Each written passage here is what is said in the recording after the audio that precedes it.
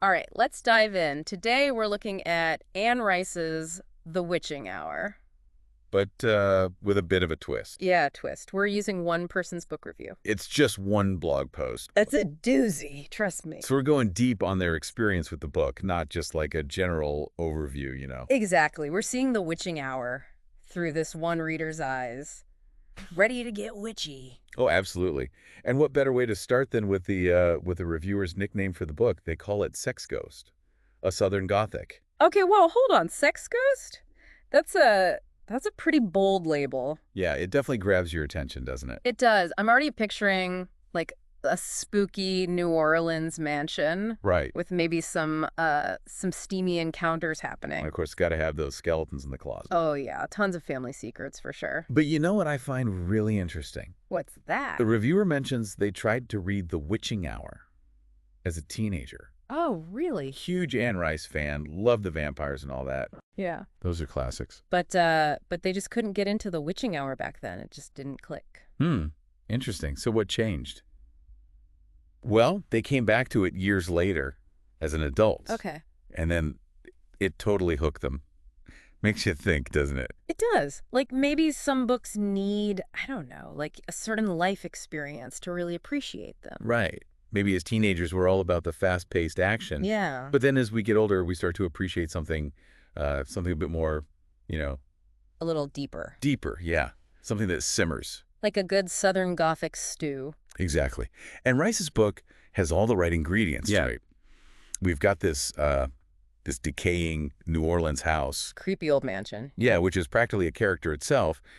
Then there's this brilliant surgeon, but he's also, wait for it, Okay, I'm waiting. clairvoyant. He has psychic powers. Whoa. And then there's a man who's brought back to life, but get this, he can see the past just by touching objects. Hold on. He can see the past by, like, touching things? Insane. Like, imagine the sensory overload. Right. And this house is packed with history.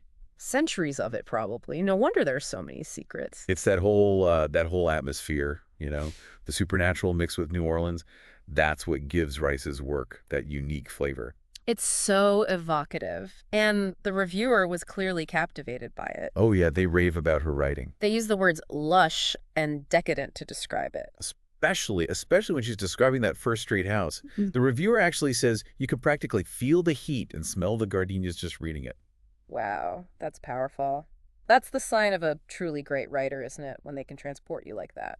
Absolutely. But then they go on to compare the book to, get this, Extreme Makeover, Home Edition. Hey, what? Extreme Makeover? Like the TV show? Yeah, I know, right?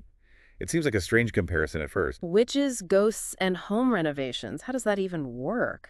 Well, if you think about it, both are about houses undergoing transformations, big transformations. But instead of like modern makeovers, in Rice's book... We're talking about centuries of dark family secrets oozing out from the walls. Exactly. In Southern Gothic lit, the house is like a character, a reflection of the family's decay and all their hidden sins. So it's less shiplap and more, Cobwebs and curses. Yeah. It's like Extreme Makeover, Gothic edition. I love that. But in all this creepy house stuff, we have Rowan Mayfair, the main character. And something that really stood out to the reviewer, and I have to say, to me too, is that they call Rowan surprisingly progressive. Especially for a book published in 1990, right? Right. It's not what you typically expect from that genre. No, not at all. I mean, Rowan is a woman who knows what she wants. She's very self-assured. Yes.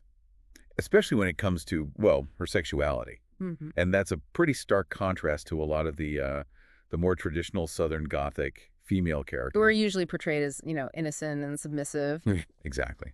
So Rice might have been pushing some boundaries there, giving Rowan a sense of agency that was, pretty ahead of its time. It makes you wonder how readers back then reacted to her, and if those same elements still feel, revolutionary to readers today. Yeah, it definitely raises some interesting questions about how feminist themes are portrayed and perceived over time. But, speaking of things that might raise eyebrows, the reviewer doesn't shy away from discussing the, how do I put this delicately, the problematic sex stuff in the book. Yeah, that's definitely a side of Anne Rice that makes some people uncomfortable. For sure. They mention incest, Statutory rape. And even hint at some even more disturbing content. Right, it's heavy stuff. And it's worth noting that the reviewer acknowledges this aspect. They don't try to, like, sweep it under the rug. Yeah, they're not condoning it, but they're also not pretending it's not there. Exactly. It's like a reminder that exploring a book, especially one written in a different era, You have to face its complexities head on. yeah, we can appreciate the good stuff. The artistry, the groundbreaking elements. Absolutely. But we also have to acknowledge the parts that, well, maybe haven't aged so well. Right. And speaking of things that might not have aged well, the reviewer also points out a lack of BIPOC representation in the book.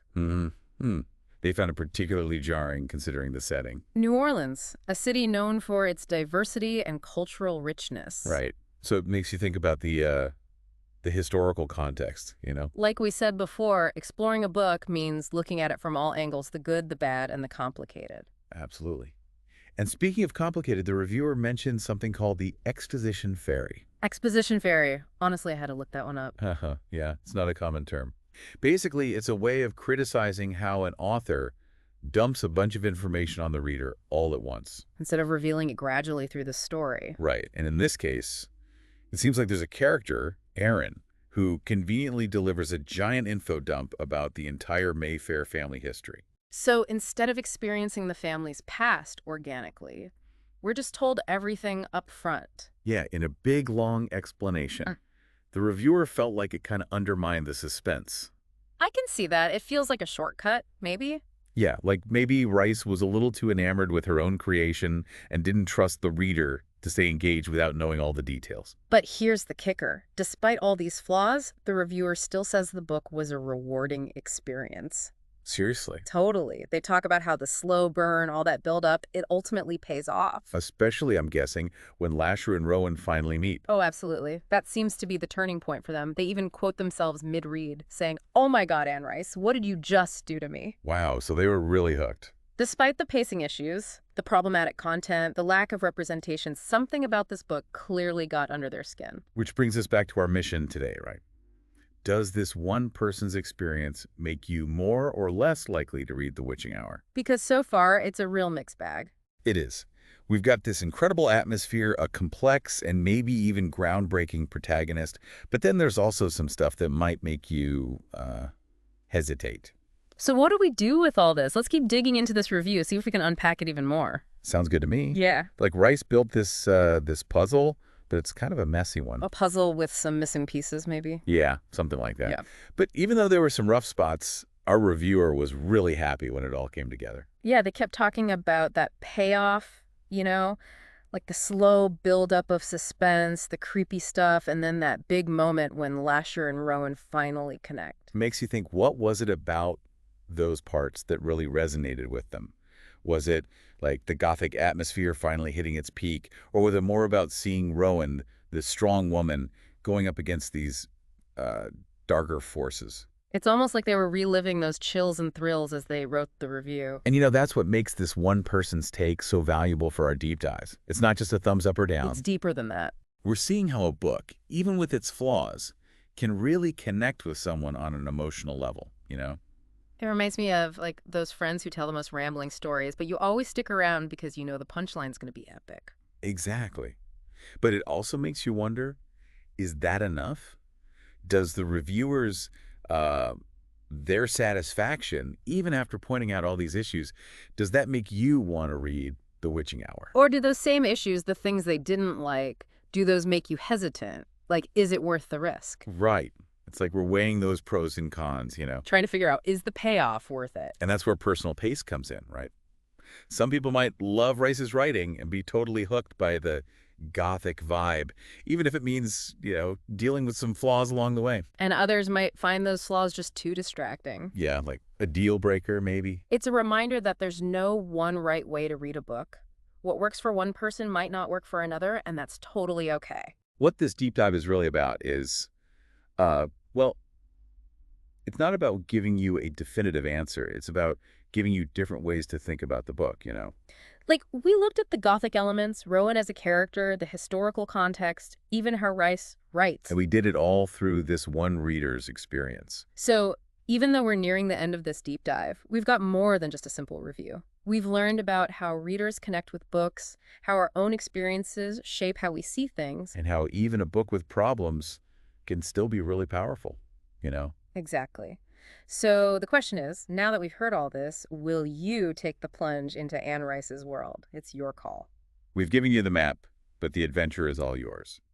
So, where do we go from here? We went pretty deep into this one person's thoughts on the witching hour. We got the good, the bad, and everything in between. It's like we snuck a peek into their reading diary or something. Yeah.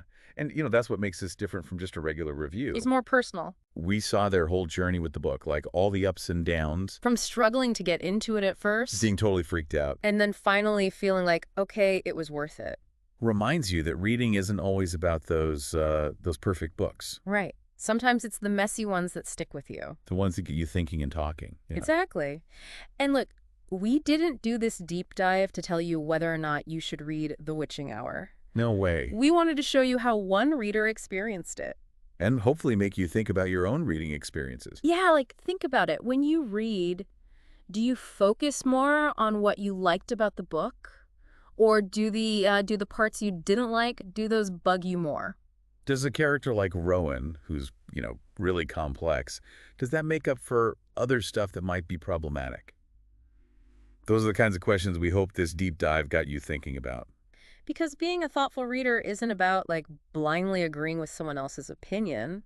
It's more about figuring out why you react the way you do. Being open to having your mind changed, Even with books that might challenge you a bit. So as we wrap up this deep dive on The Witching Hour, we want to leave you with this. What about you? What book has surprised you lately, or frustrated you, or maybe even made you feel like you went on a wild ride? Keep exploring. Keep asking questions. And most importantly, keep reading. That's it for us.